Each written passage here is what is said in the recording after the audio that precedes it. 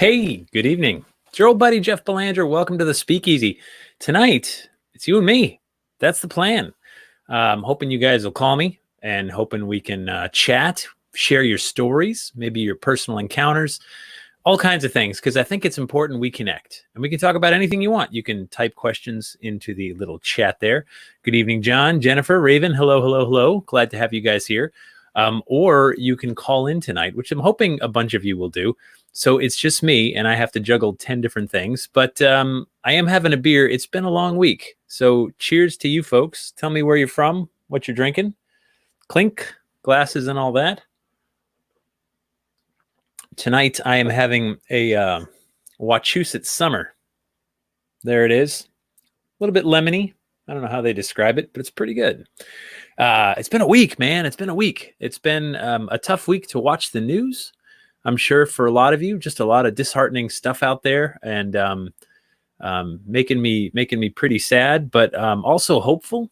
There was a high school graduation in my town today, and they asked us all to go line the streets. There'd be a parade route, so all the seniors in high school, because they're not going to get a formal, graduation ceremony, they drove with a police escort and fire trucks, and it was pretty cool. So my family went out and we waved and cheered for them, and wish them all the best. So it was kind of nice to see someone doing something innovative and cool in these very strange times. So the phone lines are open. I'm going to post the phone number up here.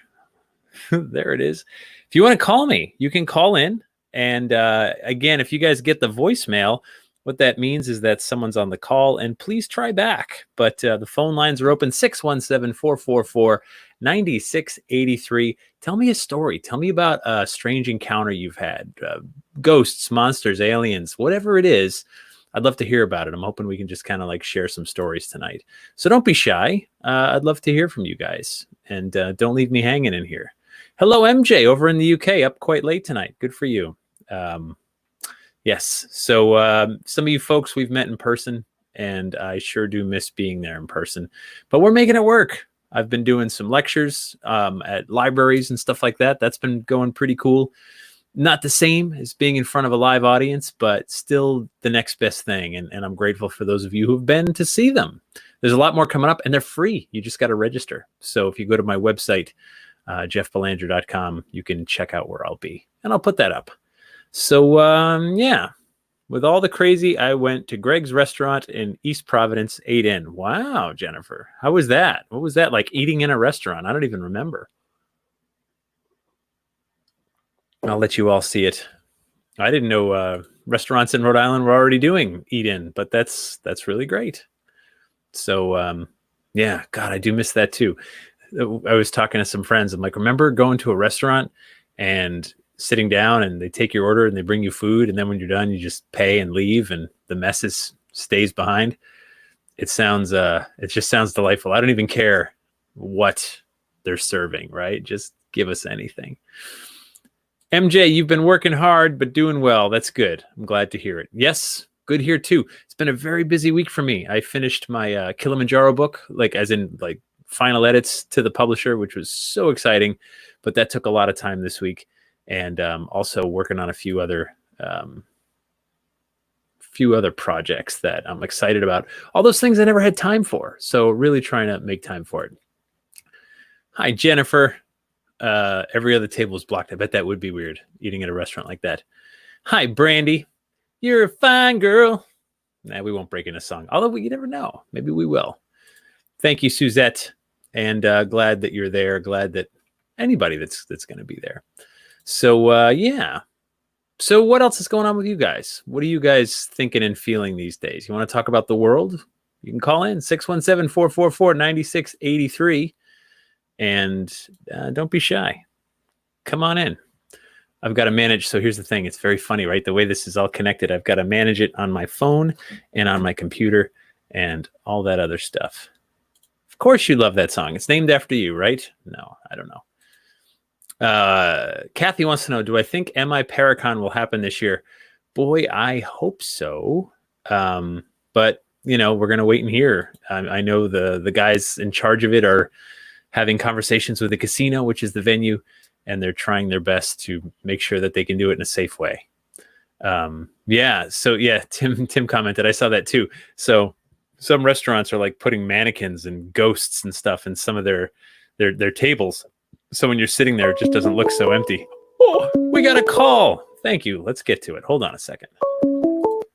From the 413 area code, that would be Western Massachusetts. What's your name? Where are you from? My name's Dave, and I'm actually in Warren. I grew up in Rhode Island, but we live in Warren, which is between Worcester and Springfield. Well, thanks for calling. Quebec Plantation. So. Yeah, what's on your mind? Well, this is Jeff? This is Jeff. This is just us. Hey, Jeff. I've seen a couple of your talks. We enjoy coming to you when you're live, and my wife Tricia loves to watch you doing your...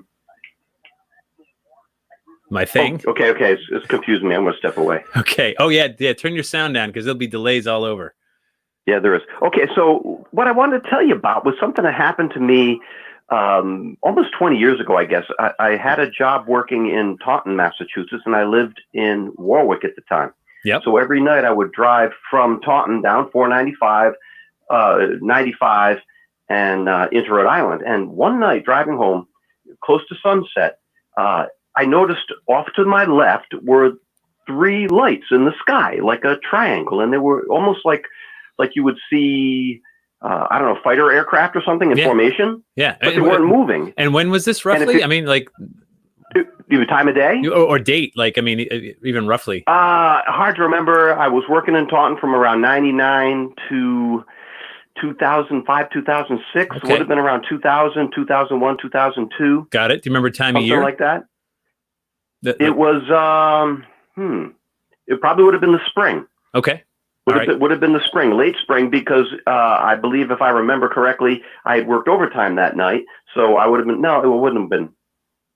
Okay. It wouldn't have been. Anyway, the point is it was spring. It was late spring, early summer. And I was driving in my pickup truck, and these lights were like in the sky. And I just, driving down Route 95 into Rhode Island from Massachusetts, obviously you watch the road, but I couldn't help but see them. And I just kept looking up and kept looking up and kept looking up. And they were always there all the way down the road. And now I've tried to justify this in my own head over all the years I've thought about it, that it had to be something other than what I suspect, which was that it was some sort of UFO. Right.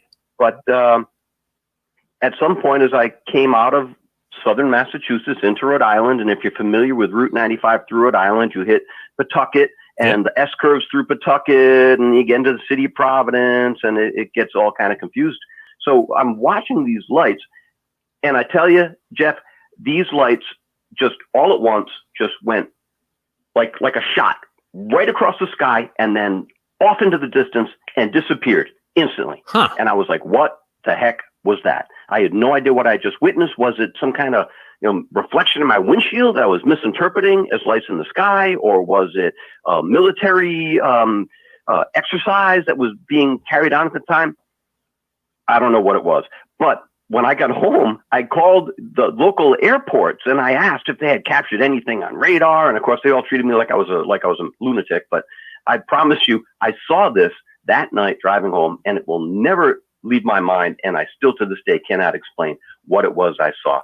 These 3 lights, they sat motionless in exactly the same spot for at least 15, 20 minutes. And then all at once just shot across the sky and disappeared into the distance in an instant. And I have no idea what they were or what caused it, or it just blew my mind. So Tracy wants to know, did you notice anything weird with your car, like electrical problems, radio signals going in and out? No, nothing like that at all. Nothing like that at all. Yeah. I wondered if it was a reflection on my windshield, and that somehow because the road's really straight from Taunton to Providence until you hit the S-curves. And I wondered if maybe it was just something that I wasn't detecting reflecting off my windshield. And when I turned the curve, then the light reflected across my windshield and appeared to me to rock it. But again, it's been 20 years. I've been trying to justify to myself what this could have been that I saw. Yeah, that's really cool. And I don't believe that's what it was. I don't believe it was a light reflecting on my windshield. I think it was something very strange that was in the sky that night. I really do. I believe that with all my heart. I'm I'm a rational man. Yeah. I'm an engineer. But something very strange was in the sky that night, I believe. And the I thing, really do. we live in a time that's so different than anything. I mean, think any time before, like say 1990, right? Now that we have the internet, people can make reports. Like you could have gone online and said, "Hey, I had this weird sighting," and then someone who you don't know years later could look it up and say, "I saw that too," you know. And suddenly we start making these connections. And I think it's important to say you did see a UFO. It was unidentified. It was flying. It was an object. What it is, you don't know, right? I mean, that's the thing, right? And so, was it extraterrestrial? No, we don't know that. You don't know that, but you couldn't identify it, and it was flying. And I love that. I think that very cool. Thanks for sharing that story. Thanks, Jeff, and thanks for holding these meetings here, these calls. Speakeasies, you got it. Thanks for joining us tonight. Speakeasies, thank you. Speakeasies, thank you. You're very welcome. All right, thanks so much. We're going to open the lines up again, and if someone else wants to call, you are more than welcome. Let me do one thing here and give it like 3 seconds, and okay, our phone lines should be open again. Yeah. So someone else, what other stories you got? Tell me something weird. I love that. Tell your UFO encounters, your ghost encounters, for sure. Cindy wants to see Sam Baltrusis. I know Sam. I should have Sam on one of these days. That would be good. Yeah, that's a good idea, Cindy. I should do that. And yeah, that's the thing, right? So we live in a time when we all have cell phones. We all have the ability to record video and phone and audio. And we have a connection to the internet, and we can report these things. And that's really cool. That's a really cool time to be living in, especially when you're interested in the paranormal. Of course, that also opens us up to hoaxes, people who are reporting things that are fake or faking things or taking videos and putting stuff into them and saying, look, this is a ghost encounter, and it sure does muddy the water. But what can we do, right? We can just keep trying. Cheers. What else you got? Call in. Tim Rehan says he'd call in, but his number's blocked. That's true. And to the whole audience out there watching on the Speakeasy tonight, I say you're welcome. I'm kidding. Tim, you could call in. I wouldn't mind. For sure. Yeah. What kind of stories do you guys like? Do you have a preference? One of the things I've seen when I first started in the late 1990s, mid 1990s, UFOs were kind of on the way out. This is overall popular culture. Ghosts were kind of on the way in. And now I'm sort of seeing this renaissance, a lot of interest in UFOs again. Cryptids are getting big. So yeah, for sure. And there was another question here. Do I have a favorite song that's paranormal related? I brought my guitar. A favorite paranormal. Okay, so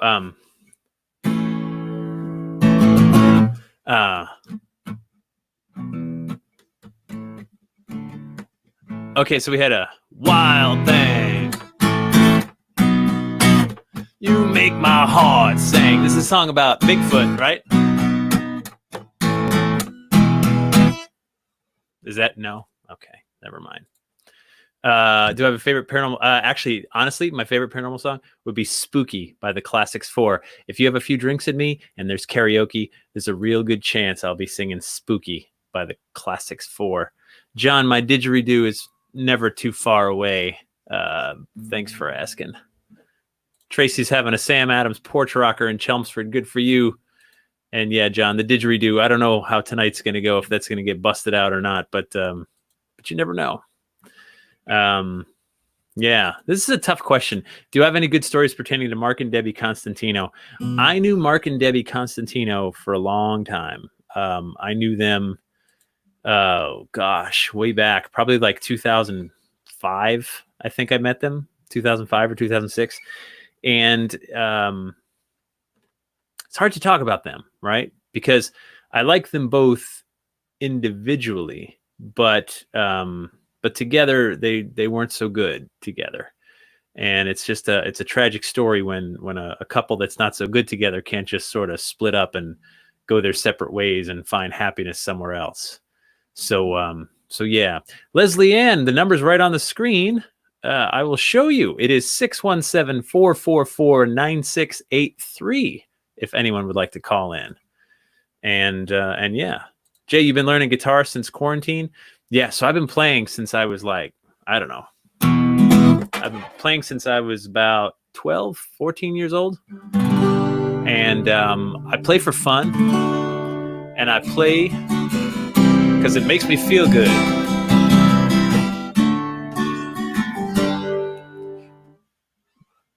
Brandy, why don't you call in? I had a crazy experience at the Mouse Washington Hotel. Little building off to the side. A child ghost was sitting with me in a chair. Long story.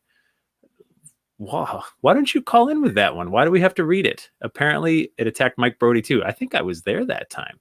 Call us, Brandy, 617-444-9683. Tell us what happened to you at the Mount Washington. All right. Freebird. No, I'm not going to play Freebird, but I do know it, right? It's GD, right? If I leave here tomorrow, would you still remember me? All right, that's enough. No more Freebird. You guys. All right. Let me double check here. All right. So the lines are open, 617-444-9683. Yes, I got to get Patty on as well, Raven. That's a good point. I've got to reach out to her. It's covered by words for deaf. Are you saying I'm making you deaf with a guitar playing? Because I'll stop. It's okay. Might be the best speakeasy yet, right? Because we just break into song and it's just you and me tonight, folks. Just you and me. Tim, strange story. I was talking to Debbie about booking them for Parafest. She got back to me too late for that year. Never happened. All right, we got a call. Hold on. Hello from the 860. That would be Connecticut. What's your name? Where are you from? Oh, yeah, hold on. It's Lauren Middleton. Lauren, how are you? Good, how are you? I figured you could use a story, so I wanted to just talk about my first paranormal encounter, if that's okay. It is. Lauren, should we tell them what we're working on before, or no, just leave it alone for now? Oh, I think it would be fun to tell them that, because I think it's pretty much almost done. Do you want to start, or do you want me to? Sure, you can. Why don't you go ahead? Okay. So Lauren is a web guru and an app developer extraordinaire. And the New England Legends podcast, I've been wanting an app forever and ever. And our website, we now have this like cool map where you can see pins where all the legends are that we've covered. And then I've been saying, like, God, I would love to have this on an app so people can report legends, be part of the community. And Lauren's like, I think I could build that. And so for the last few weeks, we've been going back and forth, and we're so close. Probably maybe one more week we'll get this thing launched. Yep, I made some aesthetic changes the other day, and I'm just waiting for the last bits of testing, and then hopefully we can send it out to the listeners. And it's gonna be free. You don't have to pay for it. You can just download it. All right. So Lauren, Yep. tell us your paranormal encounter. What happened? How old were you? Oh, God. I was about 11 years old when I first started getting into the paranormal. I'm 36 now. Okay. So I was going to sleep in my bedroom, which was across from our bathroom in the first house that I lived in. And I happened to just turn my head and look into the bathroom. And standing in the bathroom was this large black dog. And I thought, well, that's peculiar because we don't have a black dog. Did you have any I blinked pets? a few times. Excuse me? Did you have any pets at all? We had a tiny little West Highland Terrier, I think, who was white. Okay. I blinked a few times and I kind of slapped myself, but it was there, and then it finally just faded away. But the very creepy thing I have to say is that my grandmother passed away the next day. So I don't know if that was a black book coming to visit or what it was, but that was my first encounter that kind of got me into the paranormal. So that's my story. So almost like a harbinger, like a banshee or something. I don't know what your family heritage is, but is that it's Irish? It's Scottish, yeah. Well, yeah. So of course you start thinking, like, could it have been like the banshee? You just didn't hear the cry, you just saw it. I don't know. Yeah, but it was very weird. Yeah, that's cool. So I don't know. And then I saw another black dog one day at a place we were walking around just hiking, and nobody else saw it. So I hope that if I see a black dog again, which nobody else sees, that I don't end up falling off a cliff like the gentleman from Meriden with the black dog. That's right, the Cliffs of Meriden, the black dog. That's a great Connecticut legend. Where were you hiking? Were you anywhere near there? We were in Moodus, Connecticut, which is probably about 45 minutes from Meriden. So. Yeah. Well, dogs can run a long, long way when they've got something on their mind. So. Exactly. Really cool. All right. Well, thank you for having me again, and I look forward to getting that app out to everybody. Yes, I can't wait. Thank you, Lauren. Good to talk to you. You too. Right. Thanks. Good night. All right. Good night. All right. Let me open the lines again. Got to do that. Got to do this. Okay. The lines are open. 617-444-9683. Share your story. I love it. I love it. I love it. You guys have all had experiences. That's why you're interested in this stuff. And I like when we talk about them because someone will hear it and go, oh my God, something like that happened to me. And I thought I was crazy and I thought I was the only one. And maybe we're all crazy, right? Maybe. Hi, Becky. There's the hello messages. They're fun. I love that. Tom Collins, the man named after the drink, or is the drink named after him? Good to see you tonight, Tom. Thanks for saying hi. And Danielle, you were a guest not that long ago because you're at the Lizzie Borden house and you know all things Lizzie. I bet you have more stories you didn't share. You could do that. But anyway, call in, folks, 617-444-9683. If it goes directly to voicemail, just try again in a moment, please. Jan, does anybody believe aliens are already here? I don't know if you've ever walked down like the East Village in New York, but I'd say they're here. I'd say they're here. Oh, we got a call. Hold tight, hold tight. Hello from the 774, Massachusetts, right? Yep. Yep. This is it's your buddy John Gately. John Gately, hello. The best thing about John Gately is when he's at the zombie prom and he's dressed like Fred Rogers and we're all dressed like zombies and he just rocked it. It was awesome. Oh, yeah. How are you? I'm doing pretty good. How about yourself? Oh, it's been a week, man. I don't know if you have access to the news. Yeah. But earlier today, I started going down the rabbit hole, clicking on articles and reading and watching the videos and just getting really, really sad. And I was like, I think I need the speakeasy. Maybe if I have a beer or two with some friends, I'll get cheered up. So how are you doing? Yeah, not too bad. Not too bad. So I wanted to call to let you know about my first what do you call it? The apparition, a full body apparition. Yeah, please do. What happened? So this was back in 2011, Christmas Eve, actually. My mom had passed away suddenly from a heart attack in May. And so we were coming home from our annual Christmas party, and I was the first one coming into the apartment. And the only light that was inside the apartment was on in the kitchen on the stove, which doesn't create a whole lot of light.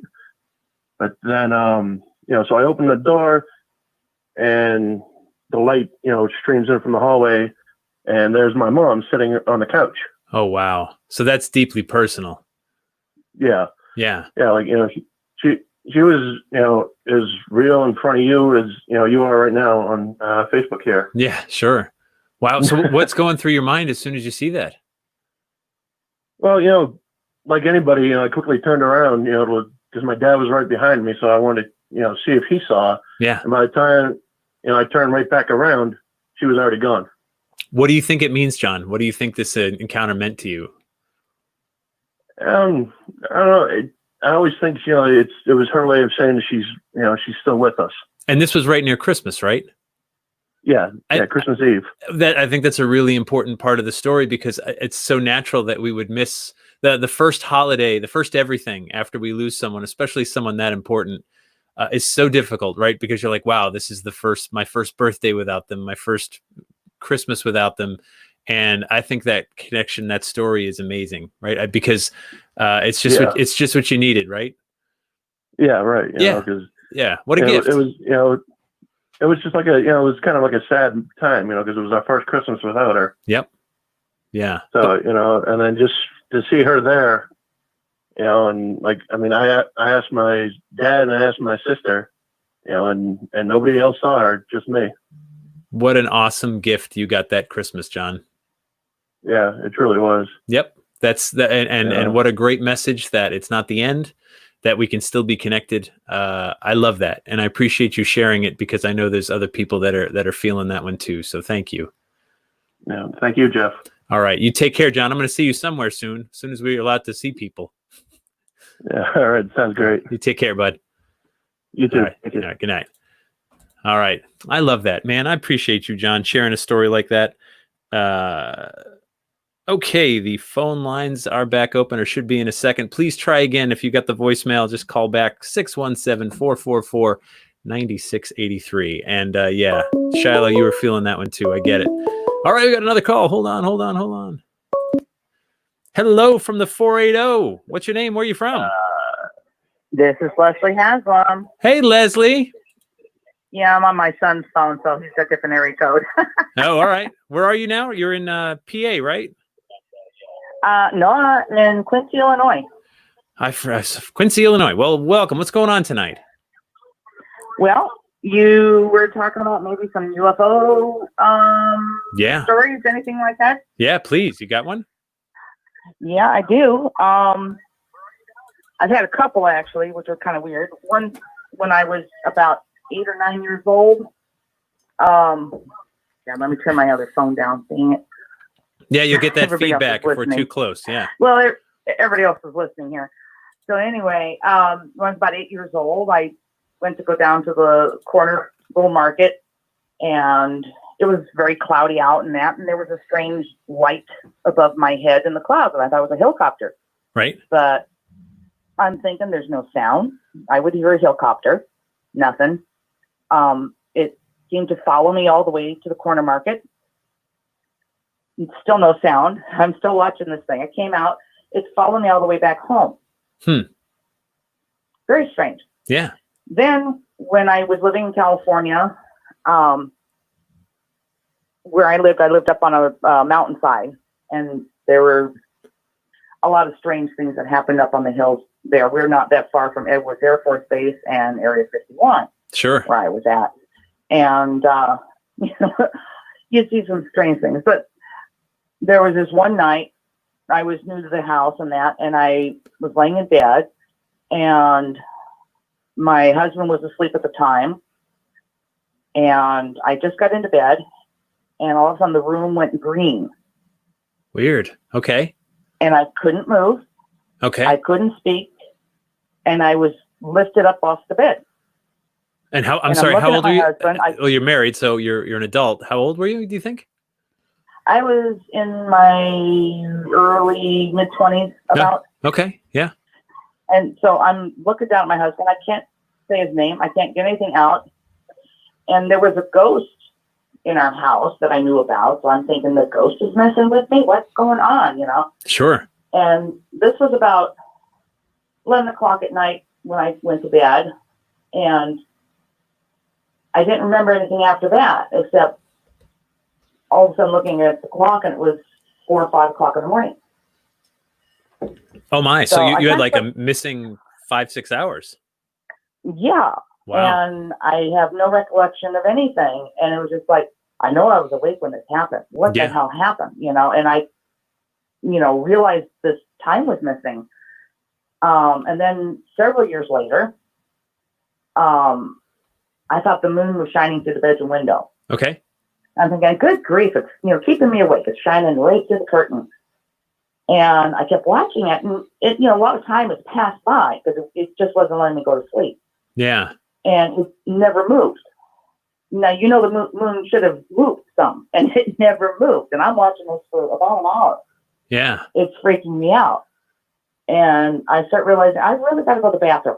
I'm like, I don't want to get up out of bed. Right. I'm scared to death.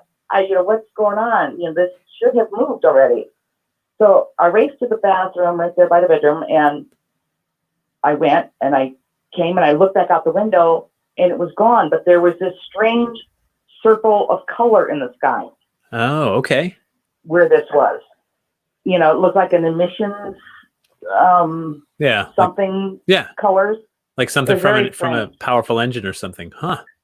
Yeah, it was just very strange. And we've also had the kids and I were out when they were teenagers. We were hanging out in the driveway with a couple of their friends over, and we were watching the very top of the mountainside by us, a big Angeles Crest, where a lot of the fires were taking place on that. Yep.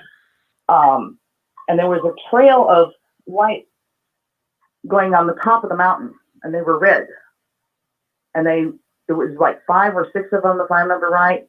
And they were just going along the top of the mountain. We're all sitting there going, there's no road on the tip top of the mountain. How could there be lights going right there? Right. And then they sat there. And it went on for a while. Whoa. My son is interrupting. Very cool. Leslie, thank you for sharing that story. No, I love it. I think it sounds like my son has a good one from his time in Arizona. All right, UFO story. Quickly, because we want to let other people call in too. Go ahead. Okay, go quick. All right, so I was. My name is Matthew Dagger. Hi, Matthew. How's it going? Is this Jeff? This is Jeff. Go ahead. All right. So I was coming down the I-17, northern Arizona, and at that time I was a professional ballet dancer, and I just dropped my partner off at the airport in Nevada. So Okay. I'm driving back down the I-17, and from 9 o'clock to it was maybe a 4 or 5 hour journey Right. from there. So I'm driving in the middle of the night, and these lights dropped down in front of my car. Oh, wow. What do you do at that point? And I stopped. I literally stopped, and then the lights like bounced behind me. And then so I called my wife at the time, and she was like, "What time are you gonna be home?" And I was like, I should be home, by 12:30, whatever, at that point. Right. But I ended up losing 3 hours of time. Oh, wow. So this like runs in your family, it sounds like. I'm assuming. Yeah. Wow, that's really interesting. I mean, and totally separate from your mom, but that's something. It's wild. Very So, cool. Well, thank you for sharing that story, Matt. We appreciate it. No problem. And I hope, researchers will get out there and, figure it out. Yeah. I mean, stuff does happen on I-17. And then my ex-wife and I mean, we used to sit out on our balcony and watch over Camelback Mountain. Yeah. The lights that just kind of bounce all over the place. Yeah. So, Matt, real quick question for you. Kitty wants to know, and I've heard this before. It sounds weird, but stay with us. Do you know your blood type? do I know that I'm O positive? O positive. Okay. No. Kitty points out that RH negative people seem to have a high percentage of abductions, but not a rule, obviously. But anyway, just curious. O positive. Thanks for. And guess what? I'm A negative. Just saying. Well, my mom is O positive too. All right. Well, very good. Well, hey, thank you both for calling in tonight, and you guys have a great night. All right. You too. All right. Take care. Bye-bye. All right. Bye-bye. All right. Very cool. Let me open the lines back up. Didn't do that. Clicked on this, and okay, the lines should be open back up in about 4 seconds. Very cool. Becky, thanks for watching. You must have watched the Michelle Belanger, my cousin, wife, sister, whatever, friend. Thanks for catching up with us. So yeah, Kitty, I am RH negative, which is like 15% of the population. And I've also heard that RH negative people are more prone to be psychic. I haven't been abducted by an alien, and I'm not a psychic as far as I know. So anyway, hold on. We got a call. Hello from the 401. You're in Rhode Island. What's your name? Danielle Cabral. Oh, never heard of you. Oh, hold on. We're getting another one. I got to do this. Call back 508, whoever you are. Do that. Okay. What's going on yet, Danielle? We haven't talked to you since we were at the Lizzie Borden house. I know. How are you? I'm sitting on a rainbow. Wonderful. How are you? I'm doing well, thank you. How is life down your way? You're in Rhode Island. Have you seen any riots or any sort of demonstrations or anything like that? I haven't personally seen them, but I know they're going on currently up in Providence. Yeah, So Providence my aunt works up there, and she said they have the National Guard and the state troopers and everything around. So it's getting nuts. Wow. Yeah, no, for sure. Hold on real quick. Chris noticed there is a fold in the space-time continuum. That's true. That's true. Thanks for noticing it. Sorry, go on. What's going on? What's on your mind tonight? Nothing. I was just calling to tell you about my full body apparition experience at Lizzie Borden House. Tell me. Where were you? What happened? What room? So I was actually setting up the table for overnight guests, and Tim, the assistant manager, was there with me. Mm-hmm. And I walked away from the dining room into the kitchen to get more plates. And I just happened to catch out of the corner of my eye something move, so I turned and looked. And I saw a woman dressed in period clothes, all completely white, walk from the back of the couch from the sitting room into the dining room. Okay. So I kind of blew it off at first, and I was like, that must have been a person. So then I walked into the sitting room, and I yelled to Tim, who was in the dining room. I said, hey, did a woman just walk in there? And he's like, no. I'm like, no one's in there with you right now. He said, no. So I walked into the dining room. Of course, no one's there. Right. And I was like, I just saw a woman walk in there. He's like, no, there's no one here. No one walked in. No one's on the first floor. So it was the first time I ever saw that. And the coolest part about the story was the next day when I went into work, Sue Vickery, the other tour guide there, told me she had the same experience with the same apparition on one of her day tours on the same day. Oh my gosh. Did you, so here's the thing. Did you recognize this apparition? Because there are photos all over the house of people who used to live there. And I'm just curious if you recognized any features. That was the strange part, no. Okay. Very cool. Well, thank you so much, Danielle. I hope you stay well and healthy and safe. Yeah, you as well. Yeah, very good. Thanks for telling us your story about the Lizzie Borden. Good to talk to you again. Absolutely. Take care. All right. Talk to you later. Bye. Bye.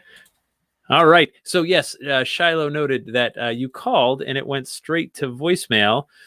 So when someone's on the line, I have to send it to voicemail or it's just going to keep beeping, beeping, beeping. It's open now. If you want to try again, Shiloh, 617-444-9683.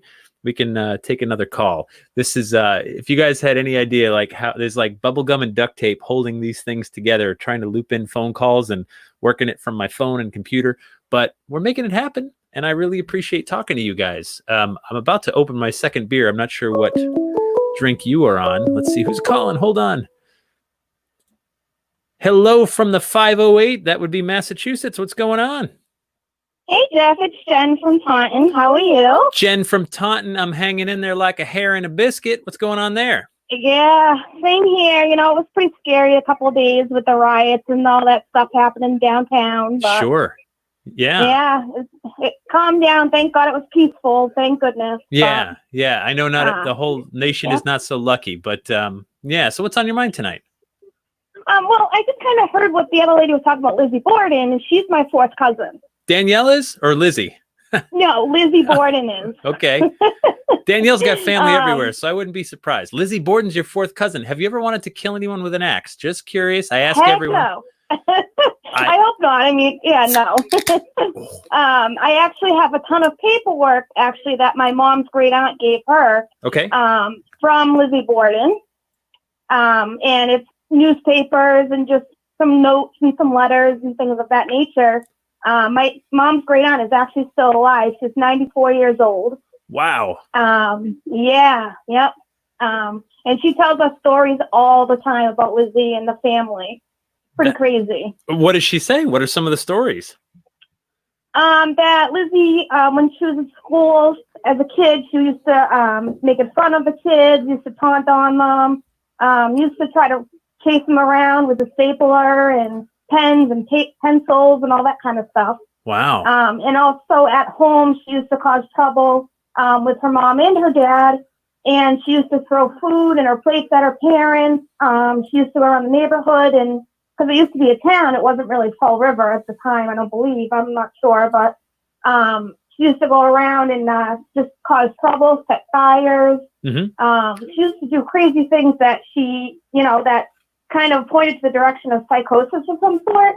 Yeah. But at that time and period, they didn't really understand that type of mental illness Sure. that she had. So, and that's what, ultimately ended up is that she went psychotic and killed her parents. So, okay, I've got one more question for you. What's it like knowing like her DNA is in your blood somewhere? Kind of scary because I'm a nurse and I'm also a psych nurse. So are you in a relationship right now? A romantic relationship with anyone? I am. I'm married. My husband is a paramedic and he's also in the police department. Oh, so is he ever just like afraid for his life? I'm just curious. I don't know. You'd have to ask him. He's at work right now, and I don't know that answer. Do you ever get mad at him and you're like, Lizzie Borden is a relative? I'm just saying, pick your clothes up off the floor. Don't squeeze the toothpaste from the middle. Squeeze it from the end. Because Lizzie Borden. I really don't do that stuff, because I'm a huge believer that, it's just psychosis or something that was going on in her brain that made her do that. Yeah. But I am a psych nurse now, so but just in case, though, of course, but just in case, we're going to keep sharp axes away from you, just in case. Oh yeah, okay. Very cool. Boy, well, Jeff, I hope you're safe, and thank you. Just let you know, Greg's restaurant in East Providence is delicious. All right. And their cheesecake is to die for. I love their cheesecake. Love it. Thank you for calling in, Lizzie's distant cousin. Jeff. You be safe. You too. Take care. All right. Okay, we're going to open the lines again, 617. Shiloh, if you just keep missing, text your phone number to that number, and I'll get it, and I'll call you back if we miss it. But try right now, because the lines are open again, 617-444-9683.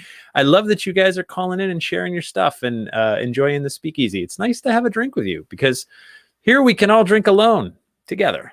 It makes us feel more, I don't know, less like we have a problem. I've been doing better though. So when this all started, I was really good about work stuff and taking care of house stuff. Oh, I'll tell you after. Hold on a minute. Hold on.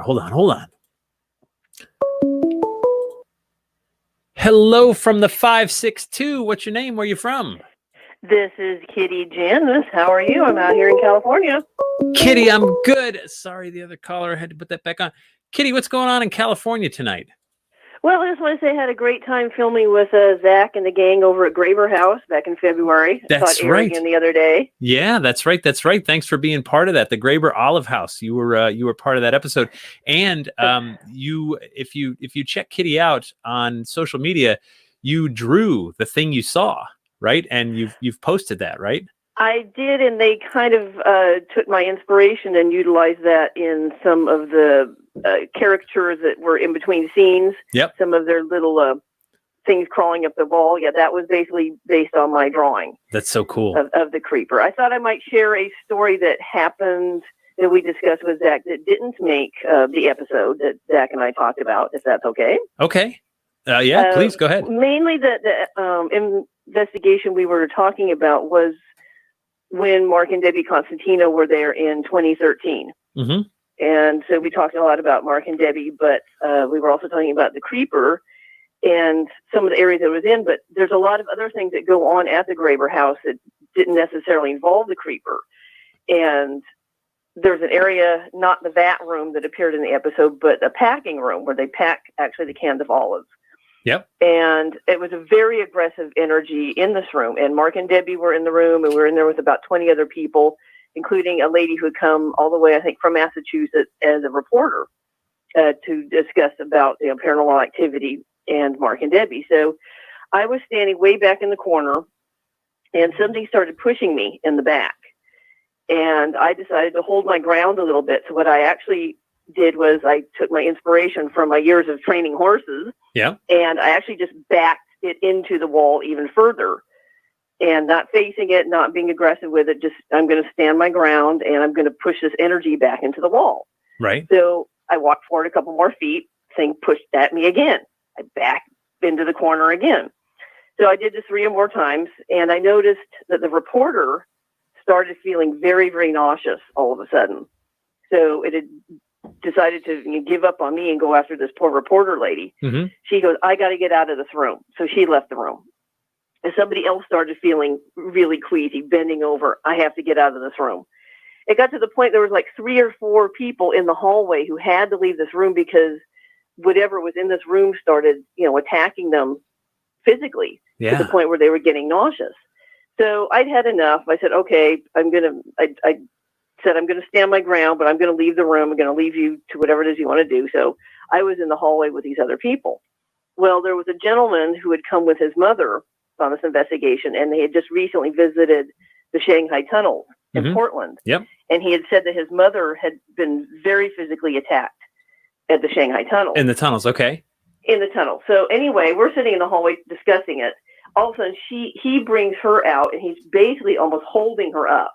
And she's almost to the point of convulsing. Oh, my gosh. She's been attacked so aggressively by whatever was in this room. Yeah. And he actually had to take his mother off site so she could get some air and, recover from this. And I told Zach this, and his eyes are just like saucers. Yeah. And he said when he had been there earlier doing some of the early interviews in that vat room, he goes, I had to leave the property. He goes, something came at me, and he goes, I felt almost that same way, and I actually had to physically leave the property for about 20 minutes. Wow. And that's when I said, do not underestimate this location. I said, if anything, I would approach this location as you would more like a haunted forest.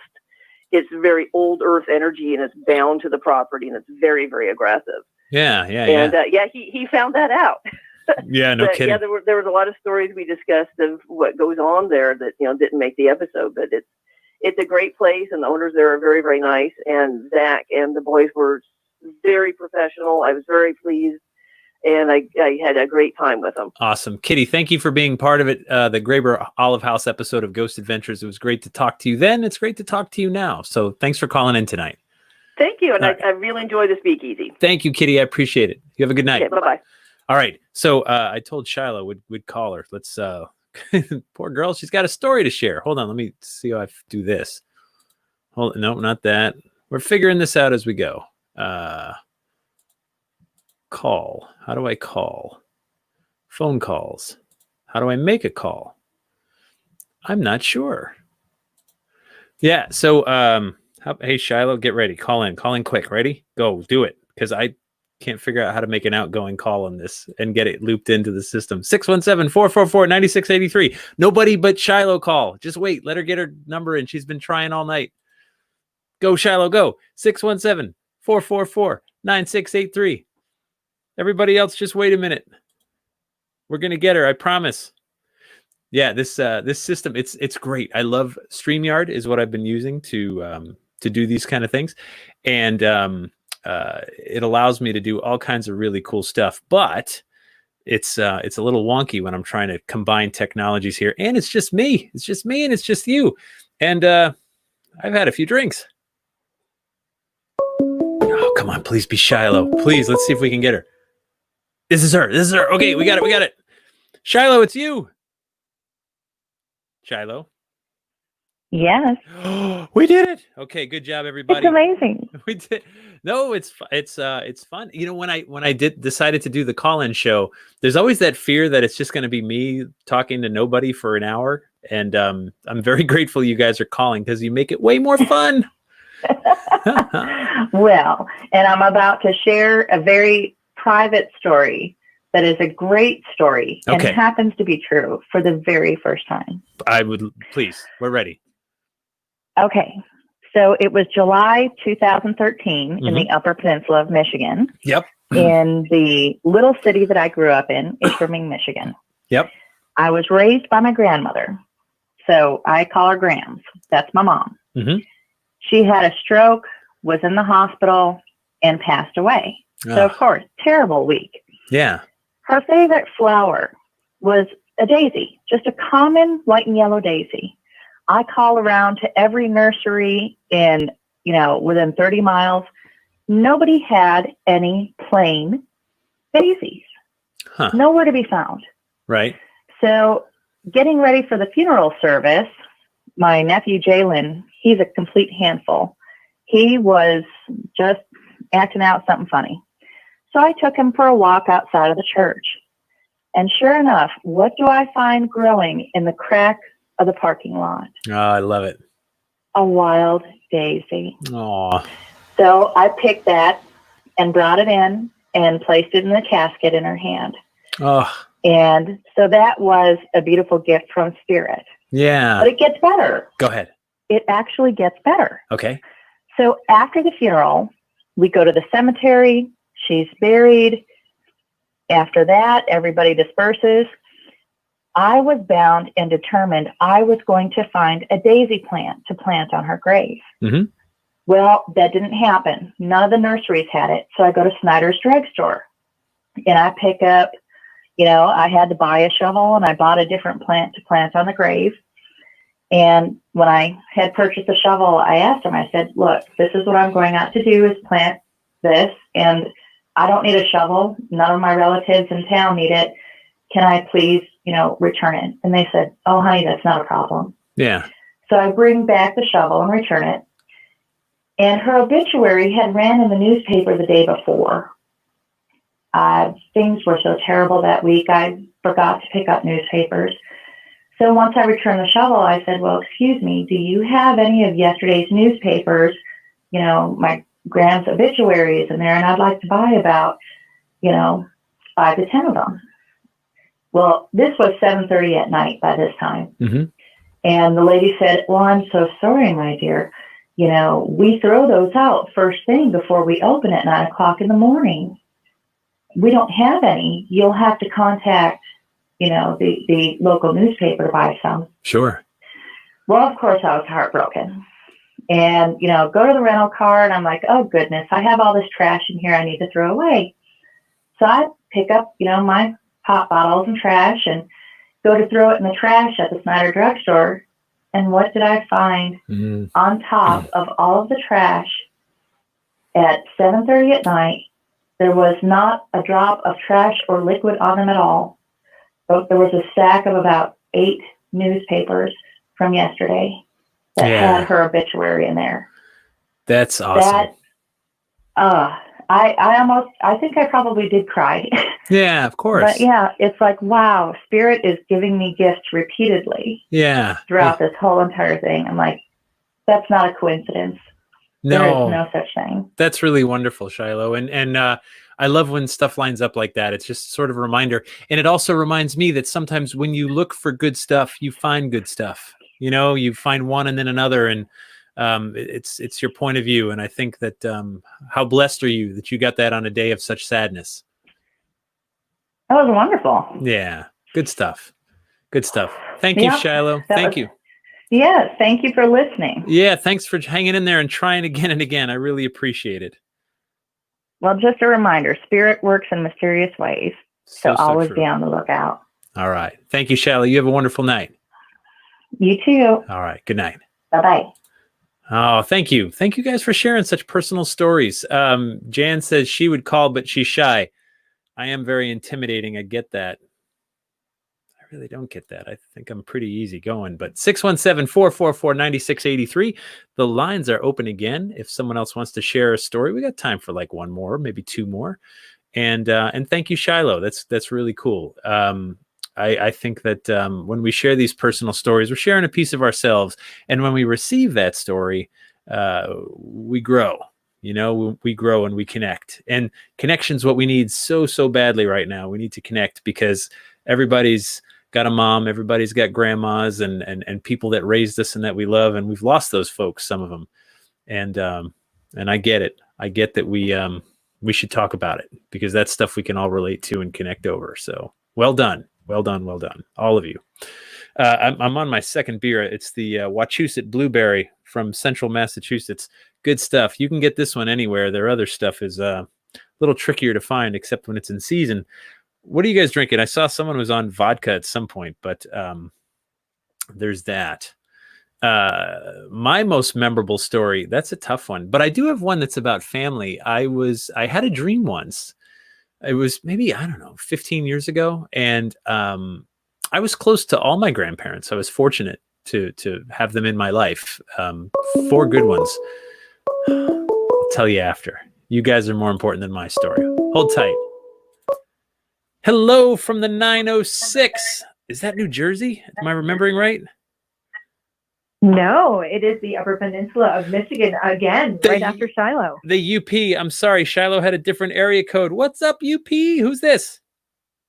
My name is Christy, and I am calling also, like Shiloh, from Ishpeming, Michigan. So we must all be listening to you, all 10 of us that live here. I've been to the UP many, many times now for the upper of the the Michigan Paracon, and I've also been to the University of Michigan up there. And yeah, great place, beautiful place. What's on your mind tonight? Yeah.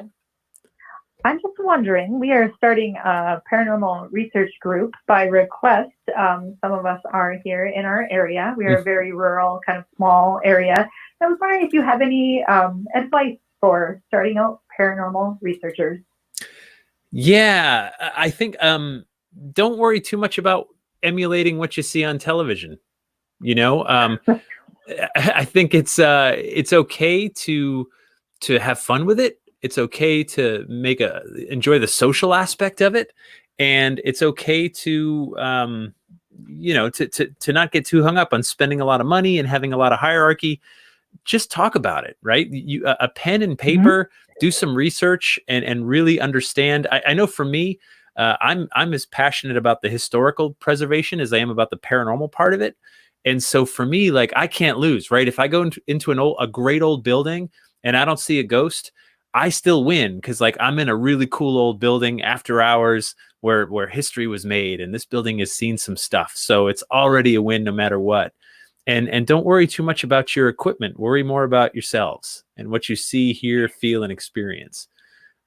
We absolutely just had that experience in an old Masonic lodge that we were asked to check out. One of the members had an experience there that was sort of aggressive. So oh, wow. Some of us had, a gadget or two, and we thought we'd go sit there and see if we experienced anything. And honestly, I'm not sure we did, but the experience of being in the old building, just like you said, was just a really neat thing. They had a lot of old artifacts from both the Masons and the Templar experience there, and that was really the richness of the experience. So that's cool. And it's, I mean, this secret organization, so you probably feel like, ooh, I'm in a place I don't belong, which is adds a little bit to the excitement. And you're like, do I know the secret handshake and all that other stuff? And yeah, that's cool. Absolutely. Very cool. Well, thank you for sharing that story. I appreciate it. And good luck to your group.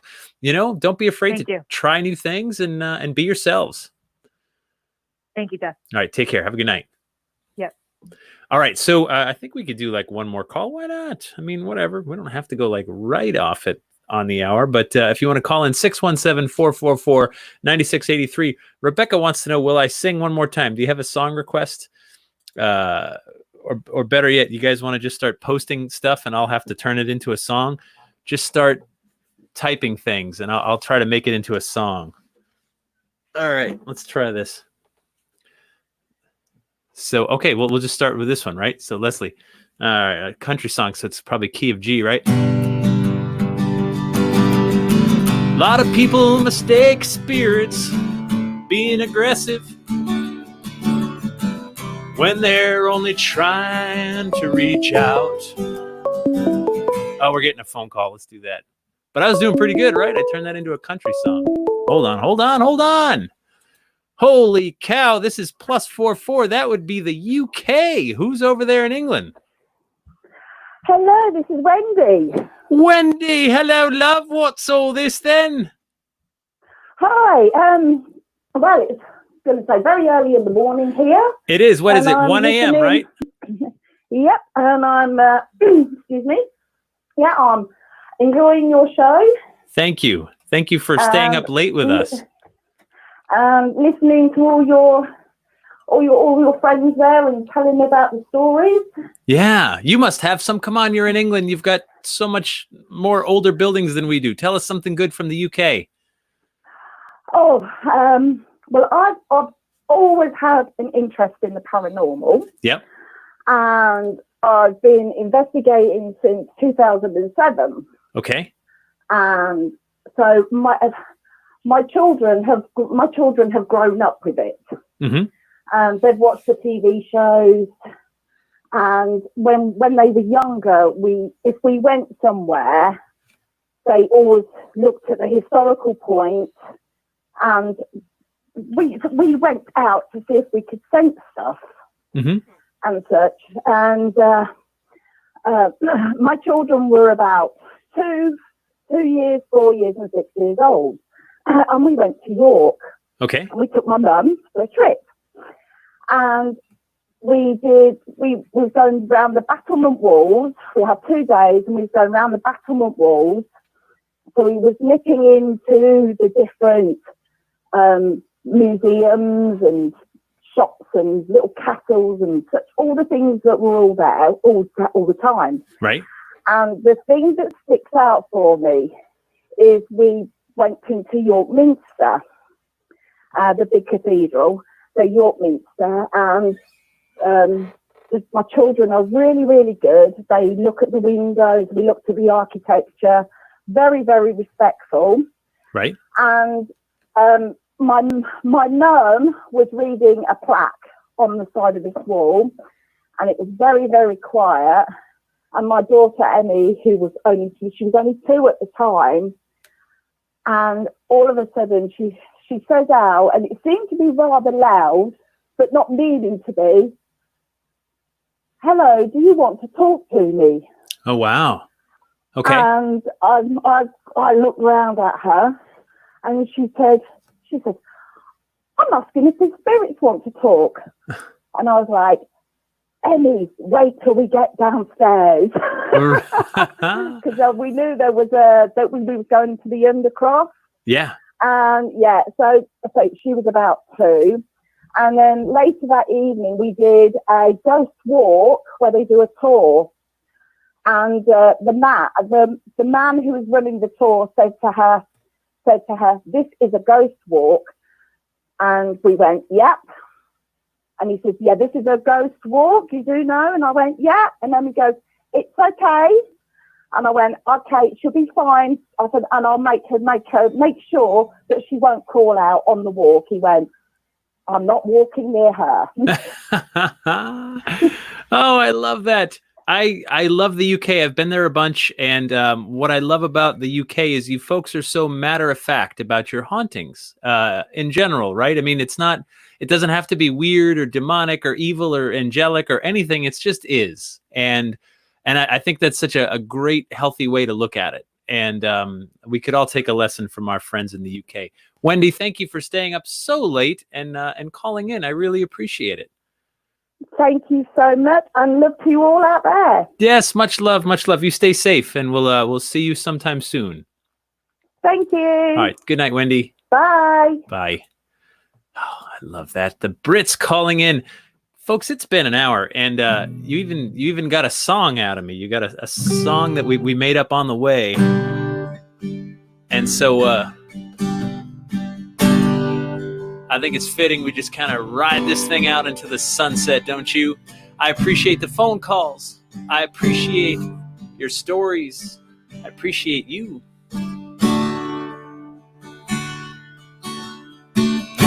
Wait a minute. Hold on. Someone's got something. Tom Collins. This is my bullshit song. You're quite a musician. Hats off to you. Thanks again, Jeff. Be well, Wendy. God, I gotta keep up. We love you, Jeff. Thanks for being a great neighbor. Keep going. I got a new guitar, Jeff. I need to practice up. Thank you, Jeff. You guys are all good. Thank you so much. It was a pleasure, as always. Good to see you. Oh, God, Danielle, you can't chop your papa up in Massachusetts. That is a great song for sure. I appreciate the phone calls. We should do this again sometime. You like it? Should we do like a call-in show again? Because, this was kind of fun. Oh, I didn't finish the story. Craig, you're right. I didn't. Craig, let me finish that before we ride off into the sunset. So I had this dream about 15 years ago, and I was close to all my grandparents. And I had this dream that I was in my parents' house in their kitchen, the way it looked long ago, not the way it looks now, and they don't even live there anymore. And both of my grandfathers were standing there in the kitchen. They were just standing there. And I got really overcome with emotion. And I went, whoa. I mean, I woke up and there were tears running down my face. And I don't know why. I wasn't sad. I wasn't really happy either. I was just that overcome with emotion that I was crying. And just getting choked up thinking about it now. And it felt like more than a dream. You know, it felt so real, and it was so personal because I was close to both those men. And I don't know. I mean, to this day, I know I was asleep. I know I was in my bed. I know I was dreaming. But to this day, I just feel like it was something more. And it's a gift. It's a gift I still cherish, you know, a decade and a half later. So yeah, I will leave you with that. I will leave you with how important the connection is. So thank you, Craig, for reminding me. And we'll do this again. This was fun. I really appreciate the calls and you guys. And please stay safe out there. Please be kind to one another and do great things. You know, find something great, go do it. Until next time, take it easy.